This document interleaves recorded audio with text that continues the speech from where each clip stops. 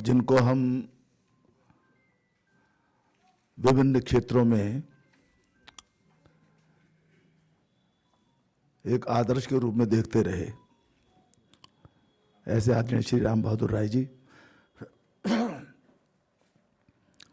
हमारे बहुत ही यशस्वी राजनेता, आज के सम्माननीय मुख्य अतिथि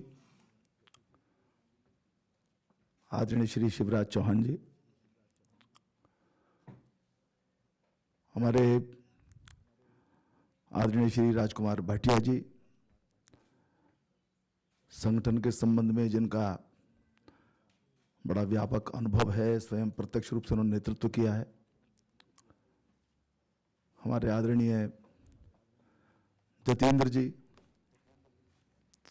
और मंच पर उपस्थित सभी मेरे बहुत आदरणीय महानुभाव और सभागार में उपस्थित सभी मेरे आदरणीय बहनों भाइयों,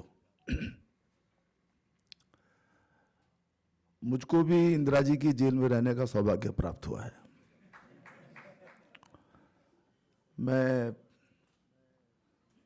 इन दिनों वैसे तो संघ का प्रचारक था, तो देखा जाए तो गिरफ्तार होना ये कोई यश की बात नहीं थी। मुझे तो छिप करके रहना था, अंडरग्राउंड काम करना था, लेकिन हो जाता है। तो जुलाई में ही मैं पकड़ लिया गया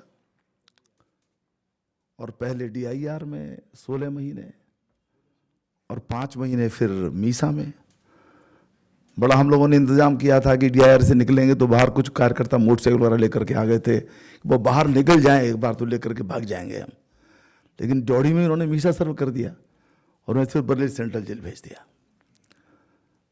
तो मेरी स्मृति व्यक्तिगत रूप से इतनी है, बाकी तो सब थोड़ी बहुत चर्चा यहाँ हुई भी है और मैं समझता हूँ थोड़ी चर्चा होनी भी चाहिए कि मैं 16 महीने जब पीलीभीत की जिला जेल में था तो उसकी दीवारें जरा ऊंची थी, छोटी जेल थी वो, तो 16 महीने तक मुझको सूर्योदय या सूर्यास्त नहीं दिखाई दिया, क्योंकि जब वो बैरक के अंदर 8 बज जाते तब उसके ऊपर की दीवार के ऊपर सूर्य दिखाई देता था। और एक रात में हम लोग वहां पहुंचा दिए गए 16 महीने के पश्चात बरेली सेंट्रल जेल में, तो स्मृति अभी भी है, रात में पहुंचे थे हम। सवेरा जब हुआ उठे तो सेंट्रल जेल बड़ी होती है, बरेली सेंट्रल जेल काफ़ी बड़ी थी, तो जाड़े का नवंबर का महीना था, ओस की बिंदु पौधों पर दिख रहे थे, उसमें सूर्य की किरणें मैंने 16 महीने बाद देखी, मैं थोड़ा भावुक हुआ भाई। लेकिन आपातकाल की चर्चा मैं समझता हूं कि यहाँ सब आदरणीय राय साहब, आदरणीय शिवराज जी कहेंगे, लेकिन दो दृष्टि से बहुत महत्वपूर्ण है, मेमोरी में से गायब हो रहा है वो।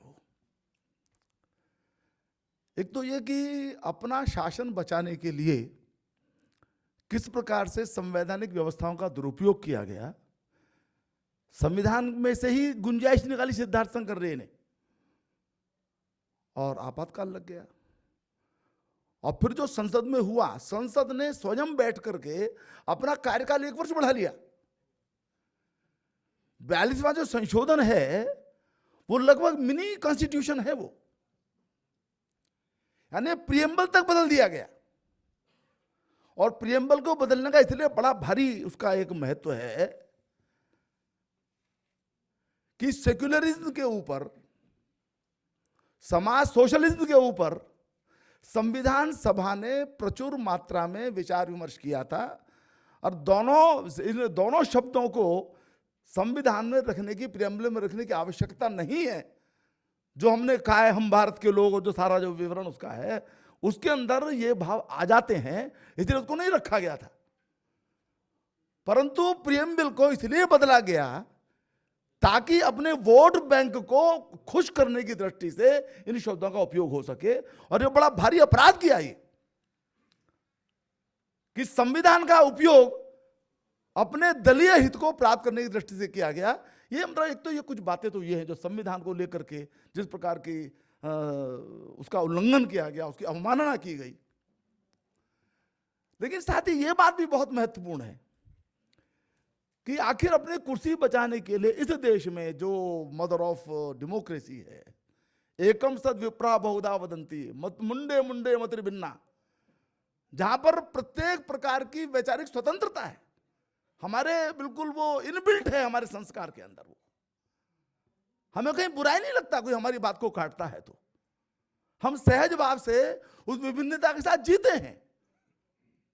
लेकिन उस देश के अंदर असहमति को इस क्रूरता के साथ उसको कुचलने की कोशिश हुई। यानी मैं मेरठ का रहने वाला हूं, वहां हमारे प्रदीप कंसल, मैं नाम ले रहा हूं, नाखून उसके उखाड़ लिए गए। इन बातों का जिक्र करना जरूरी है कि आखिर ऐसी क्या बात थी।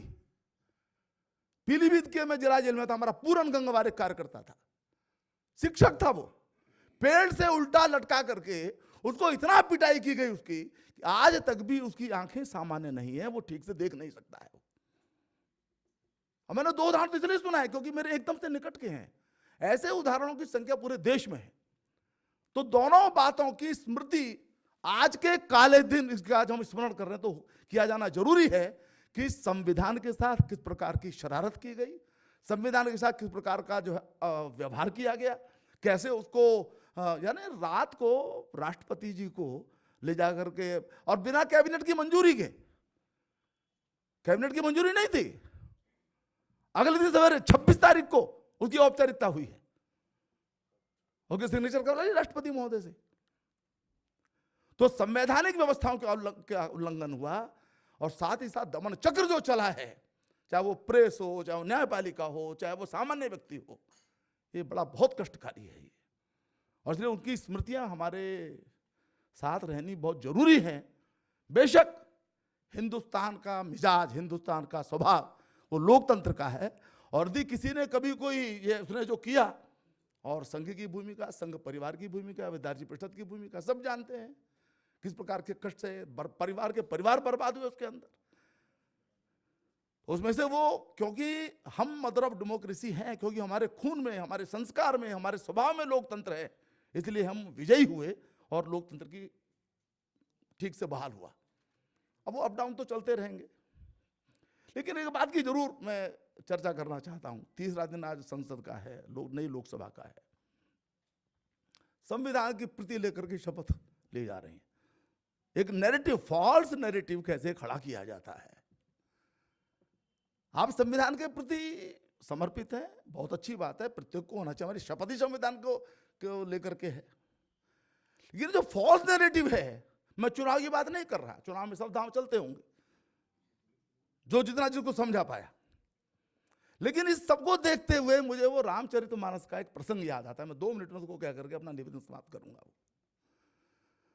आपने काली नेमी का चरित्र सुना होगा। वो जब लक्ष्मण को मूर्छा हो गई तब संजीवनी लानी थी हनुमान को, हनुमान ही ला सकते थे। हनुमान को कहा गया कि आप लेके आओ जी। तो रावण को ही चिंता हुई, रावण के कुनबे को ही चिंता हुई कि यदि ये संजीवनी ले आएंगे तो ला तो सकता है ये हनुमान, इसने हमको दिखा रखा है अपनी ताकत कितनी है, इसलिए इसको रोका जाए। और प्रत्यक्ष आमने सामने के युद्ध में तो इसको रोक नहीं सकते, बहुत बलशाली है ये, तो छद्म कुछ किया जाए, और इसका कैसे रुक सकता है ये। तो बोले इसको रास्ते में कहीं राम कथा के माध्यम से इसको डेविएट किया जाए इसको।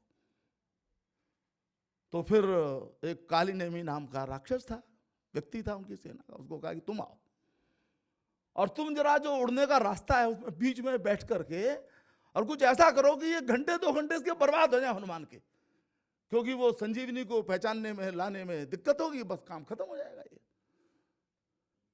तो कथा ये आपने सबने सुनी होगी, ये मैं कि उसका उल्लेख कर रहा हूं कि काली नेमी ने रास्ते में बैठ करके बाकायदा राम कथा का बड़े जोर जोर से उच्चारण शुरू किया, और हनुमान का ध्यान आकृष्ट भी हुआ।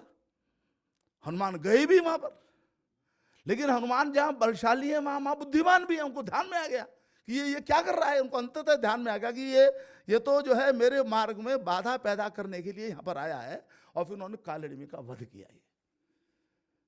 ये जो फाल्स नैरेटिव वाले जो लेकर के संविधान को और दिखा दिखा करके राम नाम जप रहे हैं, ये राम के भक्त नहीं है, संविधान के भक्त नहीं है। ये यहाँ की परंपरा को नष्ट करने वाले, उसको डैमेज करने वाले, उसको नुकसान पहुंचाने वाले काली नेमी है। ये नैरेटिव हमारे ध्यान में रहना चाहिए, और आगे आने वाली चीजें इस नैरेटिव के आधार पर चलने वाली। मोदी जी का नेतृत्व अद्भुत है, लेकिन वो दुनिया के कुछ लोगों को स्वीकार नहीं है। वो सौरव जैसे लोगों को स्वीकार नहीं है।